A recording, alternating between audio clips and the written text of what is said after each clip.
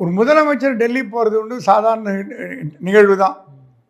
ஏன்னா டெல்லி தான் வந்து இந்தியாவோட தலைமை பீடம். பணம் கொடுக்கல் வாங்கல் கொடுக்கறது அஃபிஷியலாக நான் சொல்கிறேன்.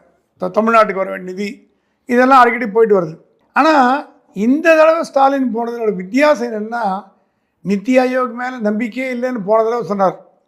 நித்தி ஆயோக் போகமாட்டேன்னார், வீடியோ கொடுத்தார். 3-4 தடவை நித்தி ஆயோக் மீட்டிங் போவே இல்லை. இந்த தடவை போனதுக்கு காரணம் நித்தி ஆயோகா இல்லை டாஸ்மாக் வழக்கா அப்படின்னு ஒரு கேள்வி வருது. நியாயம்தான், அது நம்ம கேள்வி ஏன் வருதுன்னு கேட்க முடியாது. அதுக்கு ஒரு பதில் ஒன்று சொல்லிட்டார் ஸ்டாலின். ஆனால் எதிர்கட்சியை சார்ந்த பழனிசாமி இல்லை இது வந்து டாஸ்மாக் கோசம் தான் போனீங்கன்றார். இதே ஸ்டாலின் பழனிசாமி டெல்லிக்கு போனப்போ தவழ்ந்து போனீங்க, அடகு வச்சுட்டு போனீங்க, உங்களுக்கு வந்து மான ரோஷம் கிடையாது, இடி ரைடுக்கு அப்புறம் போனீங்க, காப்பாற்ற போகிறீங்க அப்படின்னு பேசினவர் இந்த தாக்குதலையும் எடுத்துருந்தான் ஆகணும். ஏன்னா எதிர்கட்சினா குற்றம் சொல்ல தான் சொல்லும். இப்போ ஸ்டாலின் எதுக்கு டெல்லிக்கு போனாருங்கிறது பிரதமருக்கும் ஸ்டாலினுக்கு தவிர மீது யாருக்கும் தெரிய போகிறது இல்லை. மேபி ஸ்டாலினோட மனைவிக்கு தெரிஞ்சிருக்கலாம், அவருடைய செயலாளருக்கு தெரிஞ்சிருக்கலாம், தலைமை செயலாளருக்கு தெரிஞ்சிருக்கலாம், வேறு யாருக்கும் தெரிய போகிறது இல்லை. ஸ்டாலின் வந்து எதுக்கு போனேன்னு ஒரு விளக்கம் கொடுத்துட்டார். அந்த விளக்கம் உண்மையாக பொய்யான்னு சொல்லக்கூடிய நிலைமையில் இருக்கிறவங்க பிரதமர் இதெல்லாம் பேச போகிறதில்லை, பேசவும் மாட்டார். புரோட்டோகால் பிரகாரம் சிஎம் எதுக்கு வந்தான்னு சொல்ல போகிறதில்லை. அடுத்து உள்துறை அமைச்சர் அவரும் இதை பற்றிலாம் பேச போகிறதில்லை. அகில இந்திய பாஜக தான் இதற்கு பதில் சொல்லணும். இல்லைங்க ஸ்டாலின் வந்து நித்தி ஆயோக் கூட்டத்துக்கு இல்லை, பிரதமர் மோடிட்டு உதவி கேட்டு வந்தார், அந்த ஹெல்ப் இந்த டாஸ்மாக் கேஸில் காப்பாற்றுறதுக்கு கேட்டார், அவர் பையன் இந்த மாதிரி விஷயங்கள்லாம் சொல்ல வேண்டியது, ஜனங்களுக்கு கிளாரிஃபை பண்ண வேண்டியது அகில இந்திய பாஜக. சரி, அகில இந்திய பாஜக கூட இல்லை விட்டுருங்க, தமிழக பாஜகன்னு ஒன்று இருக்குது இல்லை, அவங்க என்ன பண்ணோம் உண்மையை. இப்போது தமிழக பாஜக கள்ள மௌனம் காக்குது, ஏதோ ஒரு ஸ்டேட்மெண்ட் விட்டுட்டு தவிர வேறு பெருசாக ஒன்றும் ரியாக்ஷன் பண்ணல. இந்த சந்தேகத்தை தீர்க்க வைக்கக்கூடிய நிலையில் இருப்பது தமிழக பாஜகவோ அகில இந்திய பாஜக தான், வேறு யாருக்கும் தெரியாது. உங்களுக்கு எனக்கு நம்ம போனால் 1000 பேச்சு பேசலாம். ஸ்டாலின் எதுக்கு பிரதமரை பார்த்தாருன்னு நமக்கு உட்காந்துட்டு ஆம்சா டிடெக்டிவ் மாதிரி பேச முடியும். ஆனால் அது உண்மை இல்லை. எதுக்கு பார்த்தாலும் சொல்லக்கூடிய தகுதி டெல்லிக்கு மட்டும்தான் உண்டு. ஸ்டாலின் அவர் நிலைப்பாட்டை சொல்லிட்டு போயிட்டார், நான் நித்தி ஆயோக் மட்டும்தான் போனேன், பணம் கேட்க போனேன். ஆனால் இது ரெண்டையும் தாண்டி சில விஷயங்கள் நம்ம ஞாபகத்துக்கு வருது. என்ன விஷயம்? ஸ்டாலின் 6 நிமிஷம் தான் பேசினார், 6 நிமிடங்கள் தான் பேசினார் அந்த மாநாட்டில். பிரதமரிடம் 3 நிமிடங்கள் தான் பேசினார், மொத்தம் 9 நிமிஷம் தான் பேசினார். 9 நிமிஷம் பேசுறதுக்கு ஒருத்தர் டெல்லிக்கு போயிட்டு வருவாரா அப்படின்னு ஒரு கேள்வி, முதல் கேள்வி. ரெண்டாவது கேள்வி, பிரதமரை தனியாக சந்திச்சிங்க, பேசுனீங்க, ரைட், ஏன்னா அதை புரோட்டோகால் மீட் பண்ணீங்க.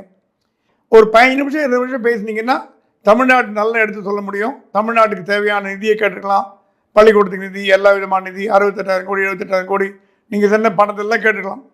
3 நிமிஷத்தில் ஹவாரியூ எப்படி இருக்கீங்க, சௌக்கியமா, உடம்பெல்லாம் பரவாயில்லையா அப்படின்னு இந்த கர்டிசி கால் குசலம் விசாரிப்பான்னு சொல்ல பாருங்கள், அதுக்கே 1 நிமிஷம் போயிட்டு போகுது. அப்புறம் பை 1 நிமிஷம் போயிட்டு போகுது. மீதி 1 நிமிஷத்தில் என்ன பேசியிருப்பீங்க? அதுக்கு டெல்லிக்கு போகாமல் இங்கேருந்து ஒரு லெட்டர் எழுதி போட்டிருந்தா கூட விவரமாக அது பிரைம் மினிஸ்டர் டேபிளுக்கு போகும், கண்டிப்பாக பிரைம் மினிஸ்டர் படிச்சிருப்பார். ஸோ டெல்லிக்கு நீங்கள் போனதோட பர்பஸ் சர்வாச்சான்னு கேட்டிங்கன்னா இல்லைன்னு தான் சொல்வேன். 6 நிமிடங்கள் நீங்கள் தமிழில் பேசுனீங்க, அது 6 நிமிடம் சொல்கிறாங்க. 6 நிமிடங்கள் என்ன நீங்கள் வந்து இம்ப்ரெஸ் பண்ணீங்க டெல்லியை? நீங்கள் போனதுக்கான நோக்கம், இதுக்கு போனேன், இது முடிஞ்சது, இது வந்தது, இந்த பணம் வந்தது. போன தடவை அப்படி தான் மோடி மெட்ரோ ரயிலுக்கு பணத்தை ரிலீஸ் பண்ணார், நீங்கள் கிரெடிட் எடுத்துக்கினீங்க, பரவாயில்ல, தப்பு இல்லை, எடுத்துங்க. அந்த மாதிரி இந்த தடவை டெல்லிக்கு போயிட்டு வந்து அடுத்த நாள் ஒரு 1,00,000 கோடி 50,000 கோடி ஏதாவது வந்ததுன்னா ஸ்டாலின் போயிட்டு வந்து கரெக்டுங்க, என்னங்க அப்படி சொல்கிறீங்க, சிஎம்ங்க அவர் போய் பேசினார், உடனே மோடி கொடுத்தாரு பாருங்கள், சிஎம் மேலே மோடி எவ்வளோ நல்ல அபிப்பிராயம் வச்சுருக்காரு பாருங்கள் அப்படின்னா சொல்லலாம். டெல்லியிலேருந்து சத்தமே காணோம். நீங்கள் என்ன கேட்டீங்க, அவங்க என்ன கொடுத்தாங்க, என்ன ப்ராமிஸ் பண்ணீங்க, ஒன்றும் தெரியல. இந்த தகவல்கள் இல்லாத காரணத்தினால்தான் இந்த மாதிரியான பேச்சுக்கள் ரெக்க கட்டி பறக்குது. டாஸ்மாக் போயிட்டு வந்தாரோ, நடவடிக்கை ஸ்டாப் பண்ண வச்சாரோ, அடுத்த நடவடிக்கை போகாமல் பார்த்துட்டாரோ அப்படின்னு. ஏன்னா அது காரணம் இல்லாமல் இல்லை. துரைமுருகன் கதிரானவர்கள் ரெய்டு நடந்த உடனே சண்டே அன்னைக்கு 2 பேரும் டெல்லிக்கு போனாங்க, அப்பா அம்மையும் டெல்லிக்கு போனாங்க, கூட ஜெகத் ரட்சகனும் போனார், செந்தில் பாலாஜி போனார். இவங்க டெல்லிக்கு போயிட்டு வந்தால் எல்லாம் ஸ்டாப் ஆகுது. செந்தில் பாலாஜி, துரைமுருகன், கதிரானந்த், நம்ம இவர் ஜெகத் ரட்சகன் டெல்லிக்கு போயிட்டு வந்த உடனே அவங்க மேல் நடவடிக்கைலாம் ஸ்டாப் ஆகுது. பட் இது எல்லாமே உண்மை கள்ள உறவுன்னு ப்ரூவ் ஆகிடும். இப்போ நீங்கள் விரும்புகிறீங்களோ விரும்பலையோ அதான் ப்ரூவ். என்ன துரைமுருகன் மேலே எந்த ஆக்ஷன் எடுக்கலையே, பொன்முடி மேலே ஆக்ஷன் எடுக்கலையே, ஜெகத்ரட்சகன் மேலே ஆக்ஷன் எடுக்கலையே.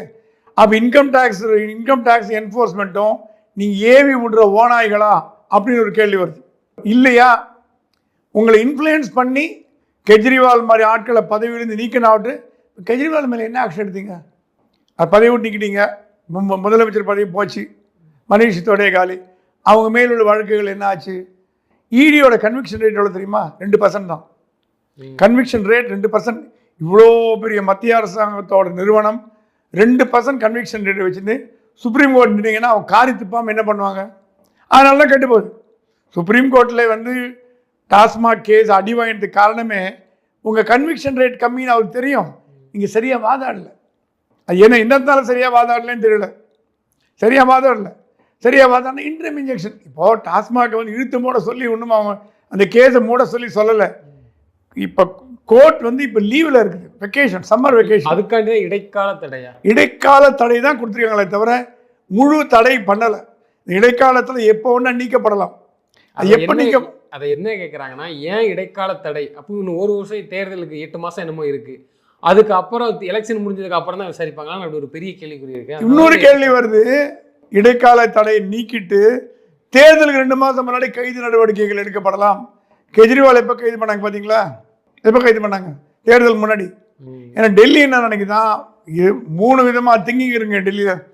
டெல்லி ஒரு பக்கம் சொல்லுதான், இப்போ கைதெல்லாம் பண்ணால் ஜனங்க மறந்துடுவாங்க, தேர்தலுக்கு 2 மாதம் முன்னாடி கைது பண்ணிங்கன்னா ஜனங்க ஞாபகம் வச்சுருப்பாங்க, அது அவங்க கைது போய் உள்ளே போயிட்டீங்கன்னா அவன் கட்சி நடத்துறது ஆள் கிடையாது, அப்போ நம்ம ஈஸியாக வின் பண்ணிடலான்னு முதல். 2வது என்ன சொல்கிறாங்க, வெங்கையா நாயுடு, சந்திரபாபு நாயுடு போன்ற தெலுங்கு லாபியெல்லாம் போய் டெல்லியில் உட்காந்துட்டு டெல்லி அரசாங்கத்தை பாஜக அரசாங்கத்தை ஸ்டாலினுக்கு சாதகமாக திருப்பி விடுறதுக்கான வேலை பண்ணதான் மிஷினரியை. அந்த மிஷினரி இடி மிஷினரி, இன்கம் டேக்ஸ் மிஷினரின்னு அந்த மிஷினரியை சாதகமாக திருப்பி விட்டு ஸ்டாலினுக்கு சாதகமாக பண்ணுறது வெங்கையா நாயுடுலேருந்து சந்திரபாபு நாயுடுலேருந்து தெலுங்கு லாபி, இன்க்ளூடிங் அதானி சொல்கிறாங்க. அதானி கூட பண்ணுறாங்களாம்.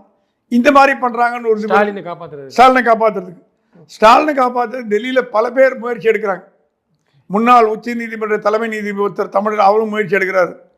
அது இல்லாமல் கனிமொழி நிறைய கான்டாக்ட் டெல்லியில் அவங்க அமித்ஷா வந்து பொண்ணு மாதிரி தான் நினைக்கிறார் கனிமொழியை, அப்பா தான் கூப்பிடுவோம். அவங்களுக்கு முகத்துக்கோசரம் சரி கனிமொழி இவ்வளோ கேட்குறாங்க, பாவம் கொஞ்சம் நடவடிக்கை எடுக்காமல் நடக்காம அப்படின்னு பண்ணுறதுக்கோசரம் பண்ணிருக்காங்களா? ஏன்னா கனிமொழி தான் டெல்லியோட ஃபேஸ் ஆஃப் டிஎம்கே. இப்போ பாராளுமன்ற குழு தலைவர், எல்லா அமைச்சரும் போய் பார்க்குறாங்க, எல்லாரும் மீட் பண்ணுறாங்க. எல்லாரும் நல்ல கனிமொழிகிட்ட ஒரு பழக்கம், ஏன்னா சுமூகமாக இருப்பாங்க, எல்லார்ட்டையும் யாரையும் திட்ட மாட்டாங்க, சண்டை போட மாட்டாங்க, கொள்கையில் ஸ்ட்ராங்காக இருப்பாங்க, அது வேறு விஷயம். ஆனால் பர்சனலாக யாரையும் சண்டை போட்டுக்க மாட்டாங்க, எல்லாரோடையும் நட்பில் பழக்குவாங்க. ஸ்டாலினுக்கு எப்படி அன்பாக இருக்காரோ அந்த மாதிரி பிரதமரும் கனிமொழி மேலே அன்பாக இருக்கார், ஒரு சகோதரி மாதிரி நினைக்கிறார்.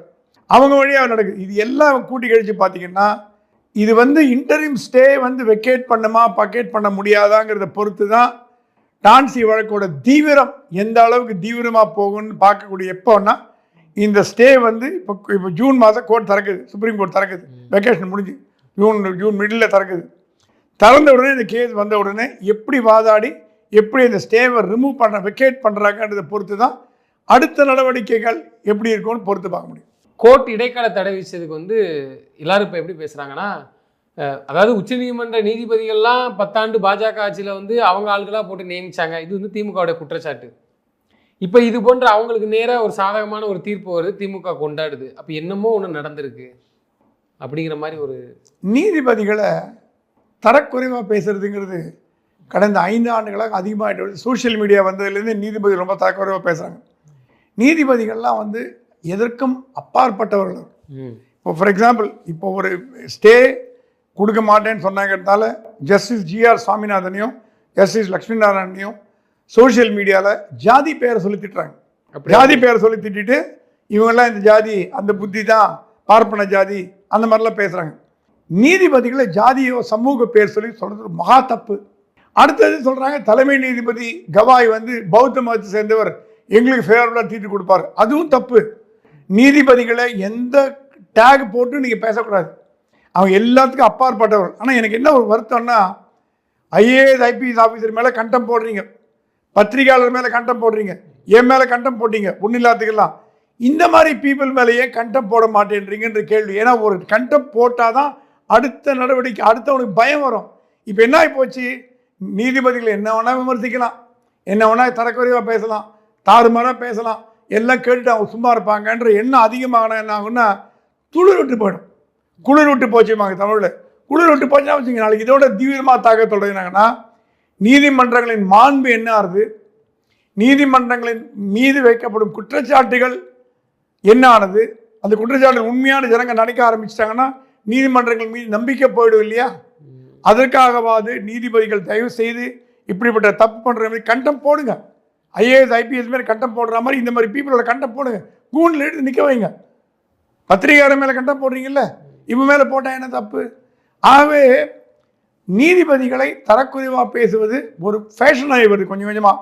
இதை முளையிலே கிள்ளி எறியலைன்னா இந்திய ஜனநாயகத்துக்கு ஆபத்தாக முடியும்னு நான் நினைக்கிறேன்.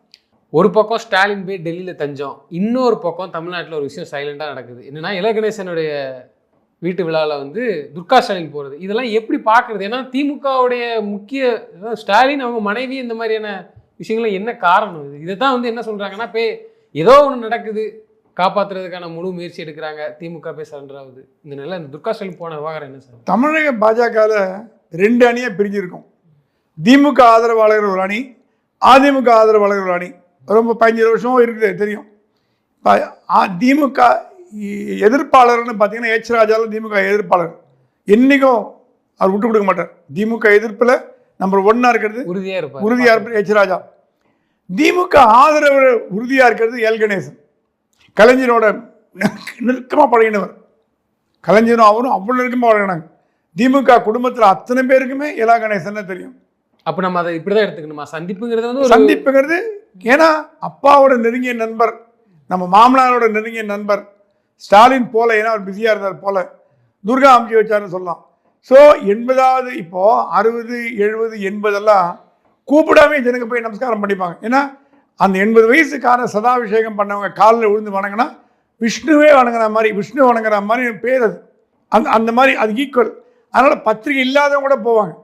எனக்கு தெரிஞ்சு நிறைய சதாபிஷேகம் பத்திரிகை வைக்காட்டி கூட போய் காலில் விழுந்து நமஸ்காரம் பண்ணிட்டு அக்ஷதை வாங்கிட்டு வருவாங்க. அந்த மாதிரி துர்கா ஸ்டாலின் போயிருக்கலாம் ஒரு விஷயம். 2வது, அந்த இடத்துல நிறைய பிஜேபிக்காரர்களை சந்தித்து பேசினாங்க, வணக்கம் போட்டாங்க, பேசினாங்க, சகஜமாக பேசிட்டு இருந்தாங்க.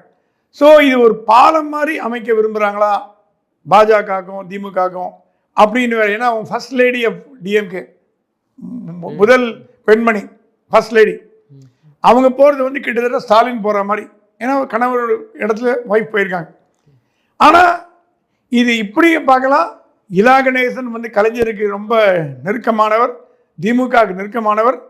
ஆகையினால் நம்ம மாமனார் நெருங்கிய நண்பராச்சே. அது இல்லாமல் இவங்க வந்து துர்கா ஸ்டாலின் வந்து பந்ததி பார்ப்பாங்க. பெரியவங்க கால நமஸ்காரம் பண்ணுறது, மரியாதை கொடுக்கறது, ஜியரை கூப்பிட்டு பண்ணுறது, அந்த மாதிரி பூஜை புனஸ்காரம் அதிலெல்லாம் வந்து ரொம்ப கரெக்டாக இருப்பாங்க. ஸோ அவங்களே போனாலும் போயிருக்கலாம். ஸோ இது வந்து, ஆனால் இது இந்த நேரம் வந்து பார்த்திங்கன்னா டெல்லிக்கு ஸ்டாலின் போகிறதும் இவங்க வந்து மனைவி இவருடைய சதாபிஷேகத்துக்கு போகிறதும் ஒன்றா அமைஞ்சதுனால நீங்கள் கேட்ட கேள்வி டவுட் எல்லாம் வருது. அதாவது மாநில தலைவர் திரு நயினார் நாகேந்திரன் அவர் சொன்னாங்க, மொத்தத்தில் நமக்கு திமுக ஆட்சி எடுத்துகிட்டு வரக்கூடாது, அப்போ பாஜக ஆட்சி பிடிக்கணும், ஆட்சிக்கு வரணுங்கிறத சொல்லலை. ஏன்னா கூட்டணியில் அதிமுக கூட்டணியில் இருக்குது. இதை பார்க்கும்போது என்ன தெரியுதுன்னா, ஏற்கனவே 4 சீட்டு பாஜக, இப்போ சட்டமன்ற உறுப்பினர்கள். அப்போ தேர்தலை சந்திக்கட்டும், எங்களுக்கு 4-20 வரையாவது உள்ளே போகணும், கேண்டிடேட்டை வந்து நீங்கள் டம்மியாக போடுங்க, அதிமுக கூட்டணி, அதிமுக அவங்க வெற்றி பெறாத அவங்க கையில், எனக்கு தேவை இது போன டீலிங்லாம் பேசப்பட்டிருக்கு டெல்லியில் அப்படின்னு ஒரு தகவல் வருது, இந்த மாதிரி சுமூகமாவது எங்களுக்கு பண்ணி கொடுங்க அப்படிங்கிற மாதிரி பேசிட்டு இருக்கு. இல்லை, இன்னொரு விஷயம் சொல்லிடுறேன், துர்கா ஸ்டாலின் என்பது திமுக உறுப்பினர் இல்லை. அதனால் அவங்க போகிறதும் போகாதும் திமுகவோட சார்பாக போனாங்கன்னு நம்ம சொல்ல முடியாது. முதலமைச்சரோட மனைவியாக இருந்தால் கூட அவங்க திமுக உறுப்பினர் இல்லை. அதனால தான் கோயிலுக்கெல்லாம் போகிறாங்க, பூஜை பண்ணுறாங்க, புனஸ்கார யாகம் பண்ணுறாங்க, ஹோமம் பண்ணுறாங்க. ஏன்னா திமுக உறுப்பினர் தான் பண்ண முடியாது, திமுக உறுப்பினர் இல்லை. அது அது அந்த மாதிரி தனிப்பட்ட முறையிலையும் போயிருக்கலாம். நீங்கள் அடுத்த கேள்வி கேட்டீங்க, சாஃப்ட் சீட் கொடுப்பாங்களா, எந்த சீட்டில் பண்ணுறாங்களான்னு. சரி, இது என்னென்னா பாஜக வந்து 100 சீட் கேட்டுது, எடப்பாடிட்டு 100 கை விரிச்சார், 80 வந்தது. இப்போ என்ன பண்ணுதான், 80 வேணாம் 100 வேணாம், 60லேருந்து 70 கொடுங்க, மீதியை நாங்கள் பிஎம்கேக்கு விஜயகாந்துக்கு நாங்கள் பிரித்து கொடுத்துருவோம். ஜிகே வாசனாக்கு பிரித்து கொடுக்குறோம். எடப்பாடி பழனிசாமி பிரித்து கொடுத்தது இல்லை, பிஜேபி ஓகே. எங்கள்கிட்ட 80 கொடுத்துருங்க, 70 கொடுத்துருங்க. உள் ஒதுக்கீடு நாங்கள் பார்த்துக்கிறோம். நீங்கள் மட்டும் 70 மட்டும் கொடுத்தா போதும். அது 60 வந்து நின்றுருக்குன்னு கேள்விப்பட்டேன். இப்போ 60 வந்ததுன்னா 40 வந்து பிஜேபி போட்டி போட போகுது. அப்போ நீ கேட்கலாம், என்னங்க 20 மீதி எப்படிங்க பாமக ஒத்துக்குன்னு கேட்கலாம். வேறு வழி இல்லை. பாமகவில் திமுக கூட்டணிக்கு போக முடியாது, கதவை அடைச்சாச்சு. சீமான் கூட போக முடியாது, அது 2 பேரும் ஒத்து வராது. விஜயோட போகிறது டவுட்ஃபுல், ஏன்னா அவர் ஜாதி கட்சி எடுத்து பாரா தெரியாது. வேறு வழி இல்லாமல் டாக்டர் ஐயா ஒத்துண்டு தான் ஆகணும் 15 சீட்டுக்கு. அப்போ தான் 60 + 15 75, மீதி 5 வந்து ஜிகே வாசனுக்கு 1, கிருஷ்ணசாமிக்கு 2, அந்த மாதிரி கொடுத்து சரி பண்ணுவார். ஆகவே இது வந்து 40 சீட்டில் பாஜக போட்டி போட்டால் தான் 20 எம்எல்ஏ வர முடியும், 25 எம்எல்ஏ வர முடியும். இதை பாமக ஏற்றுக்குமா? பாமக ஏற்றுனாலும் வேறு வழி இல்லை. ஏன்னா பாஜகவுக்கு 40 சீட்டு கொடுக்குதுன்னா அப்போ எங்களுக்கு மட்டும் பார்லிமெண்ட் எலெக்ஷனுங்கிறது வேற, இது சட்டமன்ற எலெக்ஷன். அப்படிங்கும்போது அவங்க ஒரு பாஜக என்ன சொல்லுதான், அதோட ஸ்டாண்ட் என்ன, நாங்கள் வளர்ந்துட்டோம். அண்ணாமலை தலைமையில் நாங்கள் தமிழ்நாட்டில் 15% 16% என்டிஏ இருக்குது, இன்க்ளூடிங் பிஎம்கே தான், இல்லைன்னு சொல்ல. எங்களுக்கு இது ஆட்சியில் தேவை. பாஜகவுக்கு அதிகமான சீட்டு வேணுமா, பிஎம்கேக்கு அதிகமான சீட்டு வேணுமான்னா பாஜகவுக்கு தான் அதிகமான சீட்டு வேணும். இல்லைன்னு வெளியே தனியாக இப்போது என்ன சாய்ஸு? சப்போஸ் இந்த 15 சீட்டை ஒத்துக்க மாட்டேங்கிறார் டாக்டர் ஐயா, சரி என்ன சாய்ஸ் அவருக்கு? திமுக பக்கம் போக முடியுமா? போக முடியாது, கதவு முடியாச்சு. சீமான் பக்கம் போக முடியாது, விஜய் பக்கம் போக முடியாது. தனியாக போட்டி போட்டால் டெபாசிட்டே கிடைக்காது. ஸோ வேறு வழி இல்லாமல் 15 சீட் எடுத்து பாருவோன்ட்டு என்னோட டவுட். இல்லை, திமுகவுடன பாமக கூட்டணி வைக்காது என்ன நிச்சயம்? ஏன்னா அவங்க பிசிகே இருக்குங்க, ஒரு பிரச்சனை இருக்கு. பிசிகே இருக்குது, பிசிகே வந்து விடவே விடாது. பாமக வந்து திமுக கூட்டணி வரதுக்கு விசிகே என்றைக்குமே ஒத்து வராது. ஒரே ஒரு வாய்ப்பு, விசிகே விஜய் பக்கம் போச்சுன்னா துண்டை பிடிச்சி அந்த இடத்துல வந்து பாமக உள்ளே போடலாமே தவிர, விஜய் கட்சிக்கு போகலைன்னா அதே கூட்டணியில் திமுக கூட்டணியில் தொடர்ந்தார் திருமாவளவன்னா அந்த இடத்துக்கு பாமக வருது கண்டிப்பாக ரூல் அவுட். நிச்சயமா சார். தொடர்ந்து தங்களது கருத்தில் பயந்தமைக்கு நன்றி.